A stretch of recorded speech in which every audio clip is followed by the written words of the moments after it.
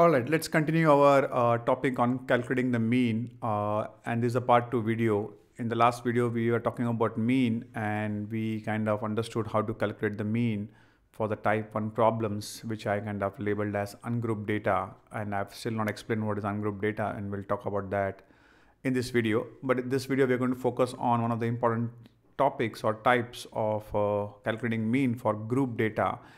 And from an exam standpoint of view, this is very important because most of the problems that come on mean will be coming on group data. So I would require a lot of focus on this one for this video. So let's understand and clear out these two jargons, which is grouped versus ungrouped. And like I said, again, this is a heavy jargon on statistics, but it does not really have any deep meaning. It's very simple. So if you see here, I've kept the previous notes intact for easy reference. And in the last episode, we did cover about ungrouped data. And what does it basically mean is it's also called as raw data. I think I'm using a lot of mean versus mean. So mean in English versus arithmetic mean. I'll just try to differentiate that, okay? So what do we mean by ungrouped data is the raw data. In this case, if you see, I've just given you the whole data set as it is, okay? So we know and we can exactly know objectively that this student has got 28 marks in maths, 40 in CS, 45 in drawing, and so on and so forth. So the data is given in absolute pure format or raw data, and there is no grouping done. And whereas in this case, in the second example, there is a slight grouping, but still it's ungrouped only. If you see here, I'm grouping the frequency here, okay? I'm not grouping the whole data. I'm not grouping this part, right? I'm just grouping the frequency to avoid repeating different line items. For example, over here, 3 students have got 100 marks. I could have told like, okay, one student has got 100 mark. Again, another student has got 100 mark. Again, another student has got 100 mark. And this is like 3 students totaling for 300 marks. So instead of repeating the line items, since 3 individual students have got the same marks, what I've done is I've just written this in a compact form where I'm just, instead of 3 individual rows like over here, instead of representing by that format, I'm just combining it in one compact format, just one row where I'm saying that 3 students have got 100 marks and so on and so forth. So in this case, there is some sort of grouping on the frequency side, but still it is an example of ungrouped data where this data exactly tells you how many students have got how many marks. So there is no ambiguity there. There is no gray area there in this. So both these examples belong to type 1 ungrouped data in terms of calculating the mean, okay? This over here, okay? But this episode, we are going to focus on the type 2, which is the group data. And that's very important from an exam standpoint of view, like I said. So let's focus on that. So if you take this example over here, okay, so what I've done is I've taken the example, it's the same set, but it's going to have a lot of jargons here. So let's take this, and this is one of the examination problem that I've taken where you got this problem and we need to calculate the mean. So first, let's try to understand the jargons, and then let's try to understand what are the numbers for. So here you see a new jargon called as class, which is also known as class interval. I've written in red. It's another jargon. So basically it just means that how is the data given? They have kind of put in different buckets. That's what the class interval means. For example, if you want to bucket the ages, so okay, 0 to 3 years in one bucket, 3 to 6 years in one bucket, or you can say 6 to 9 is in one bucket, so on and so forth. So in a lot of real-time examples, we see those buckets being done for ease of convenience. So this class interval is nothing but it's an interval of numbers. So these two numbers represent a range, and this range is nothing but an interval, and it defines what class it belongs to. This class interval is a typical statistical jargon. So if you can remember, you can remember. Otherwise, it does not have much relevance from an exam standpoint of view. And the bottom is the frequency. So in this case, the whole idea is abstracted. For example, they have just given you this table and they have told class and frequency. Let me just get rid of this. So it could be anything. For example, I can use this table for, say, I can put an example of marks like we're discussing. So I can say this class is nothing but the marks, and this frequency is nothing but the students. I can put it in that way. Or I can say this class is an age, and these are the number of people in that age. We can put it in that way also. Or I can say this class is a height, and these are the number of people in the height. So however you want, you can kind of put it. Or you can say this class is a frequency of a train, where we say within 0 to 10 minutes you will have 3 trains, frequency of train. So it could be anything, okay? It does not really matter. So for sake of simplicity and consistency, let's assume that we're talking about marks, okay? Because we have taken the previous examples also for marks. So let's take marks, okay? So what I've done is, so let me just get rid of this. So what I've done is, let's say the numerator is all about the marks obtained by students, and the denominator, which is nothing but the frequency, which is another jargon here. So there are 2 jargons we're using, frequency. So assume that the frequency is nothing but the number of students. So what does that mean over here? I mean English mean, not the mathematical mean. So what does that imply here? Let me use the word imply. So what does that imply here? How do I read this table? I can read this. Okay, there are 3 students who have got marks between 0 to 10. There are 5 students who have got marks between 10 to 20. So that's how I'm going to read this. And this is fundamentally different than the previous example. In the previous example, the frequency is grouped. This part on the left side is grouped, okay? But the data overall is not grouped. I exactly know that 3 students got 100 marks. So there is no ambiguity. There is no ambiguity, and I can rewrite this row here as over here, right? Like this. I can individually write individual rows for each student and write that. But over here, like for example, over here, the left side is grouped, but not the right side. Whereas in the group data example, both the left side and the right side, if I put it in this format, if you see here, this is the frequency and this is the overall data set or data. So even this is grouped and this is grouped, and this grouping is more important. So this grouping is whenever you group this data, and it kind of introduces an ambiguity. I'll talk about what that is. So whenever you have this kind of format, it's called as group data. Okay, so don't get confused between the grouped frequency and the group data. We're talking about group data on this one. Okay, and how to differentiate that? Now, in the previous example, I can exactly tell you that 3 students got 100 marks. Okay, or 45 students got 70 marks. I can tell you that.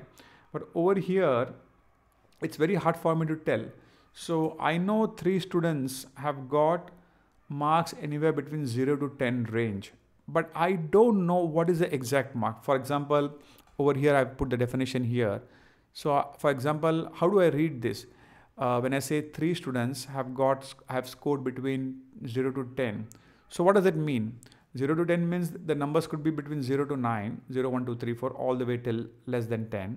So the 3 students could have scored marks on any of this range. They could have scored 0, 1, 2. All of them could have scored different marks, or all of them could have scored one single mark. All the 3 students have got, say, mark 4, or one student would have got 2. The second student have got 3. The third student have got 4. I don't know. I just know the range, and that kind of introduces an ambiguity, because we don't know for sure that what is the exact mark, but we just know that that's the range that they have. So that's kind of the difference here. So the difference between the group data is you don't know exactly what is the exact score or mark, you know a ballpark range, whereas in the group frequency, the frequency is grouped, but you exactly know how many marks they have got. So don't get confused there, and that's the difference I wanted to highlight. So coming back, so in this group data, I don't know what is the exact mark. So what do I do with that? So first and foremost is we need to understand another kind of jargon here, which we'll use later, but I'll just introduce it here. If you see here, okay, let me get rid of this. Okay, if you see here, the ranges or the class intervals, like the class interval of the class, if you see here, it starts with 0 to 10. Then this one starts with 10 to 20, then 20 to 30. So the lower side of the interval starts where the previous interval ends. So that this interval 1, this interval 2, this interval 3, 4, and 5. In this case, this interval ends at 10. The next interval starts at 10. This interval ends at 20. The next one starts at 20. So whenever you have the 2 intervals here kind of ending and starting at the same point, which is the same value, Those kind of intervals in one of the statistical jargons that they use over here is called overlapping boundaries. So each one is a boundary. This one is a boundary. Like I said, class interval 1 is a boundary, this is another boundary, this is another boundary. And the boundaries between two intervals overlap. This is same. This is same. That's called as overlapping boundaries. And just remember that we don't have to go in detail in this video. But in the future videos, we'll talk about that. What is the importance and why we need to do that. So again, like I said, statistics is all about jargon. So one more jargon we introduce, overlapping boundaries. And the second thing is, how do I read this? So as the way the statistics defined is, whenever you have this class intervals, right? Let me again just get rid of this. Overlapping boundaries. So we know that the 3 students in the first class interval would have got marks anywhere between 0 to 10. And in the next class interval, 5 students would have got marks between 10 to 20.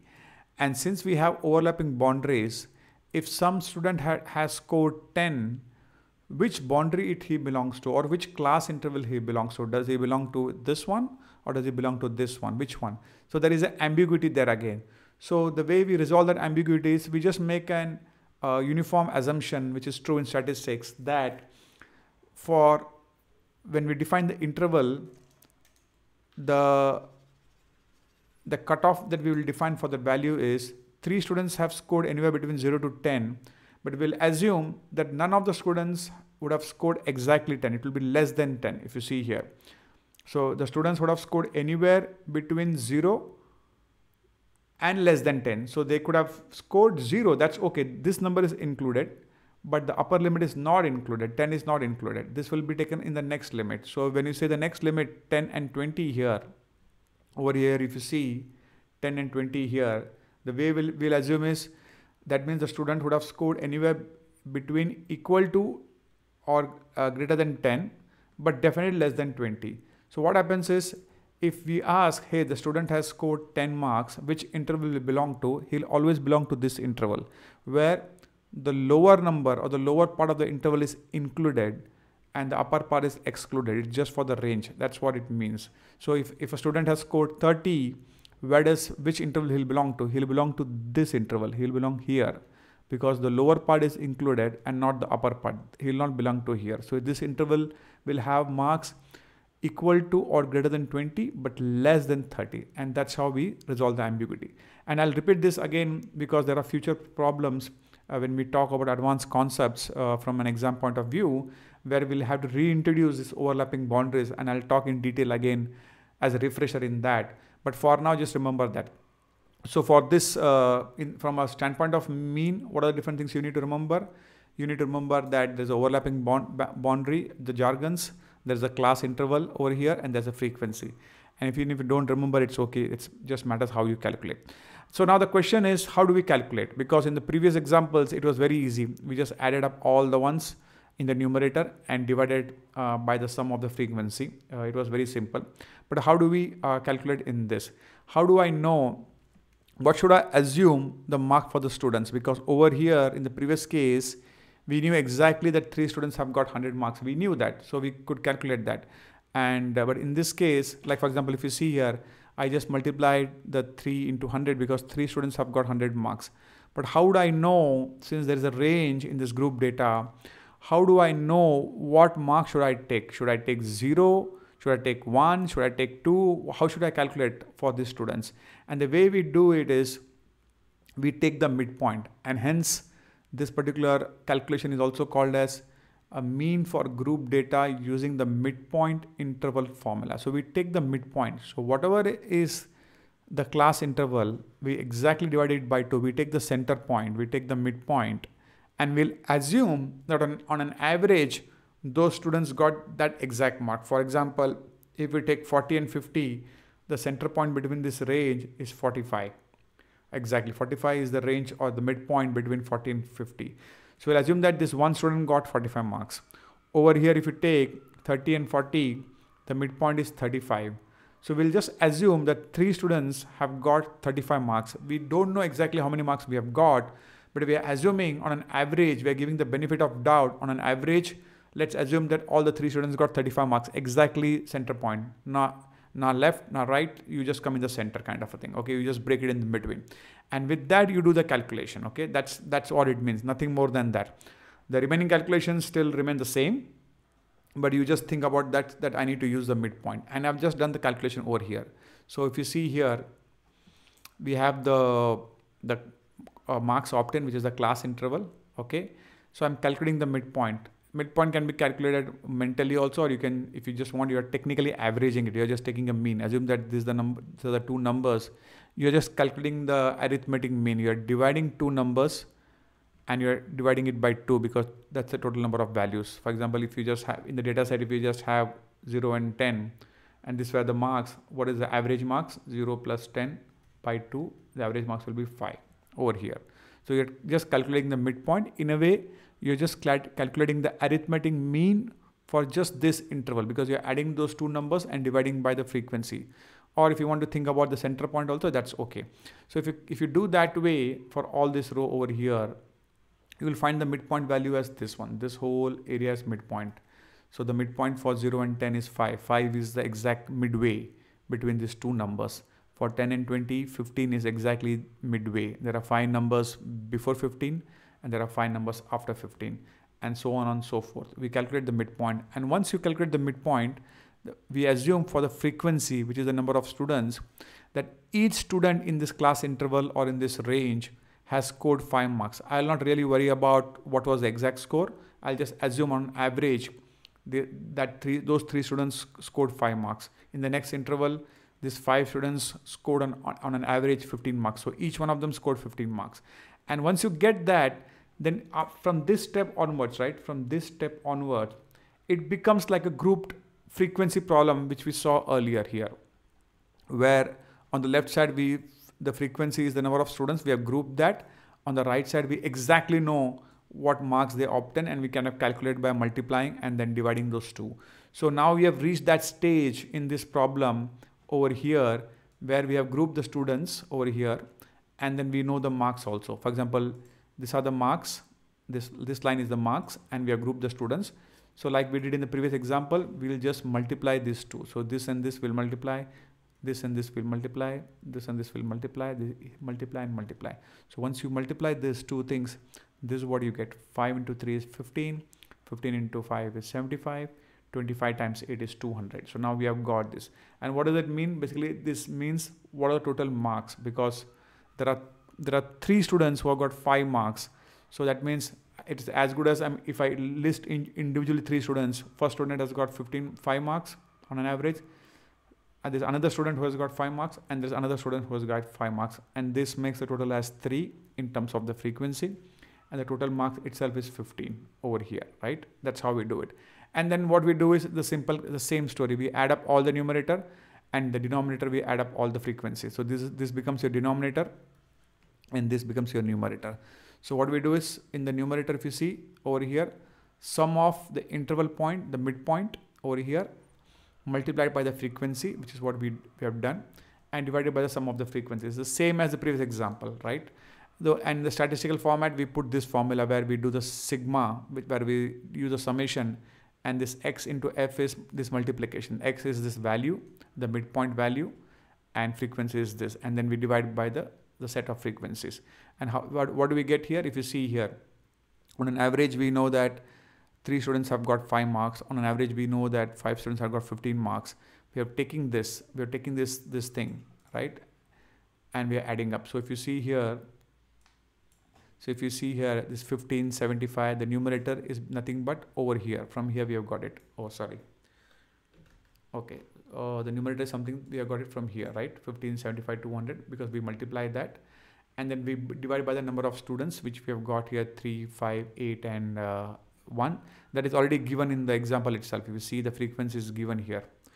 We add 3 plus 5 plus 8 plus 3 plus 1. This one, we already got it from the example, which is the students have been grouped. The frequency has been grouped here.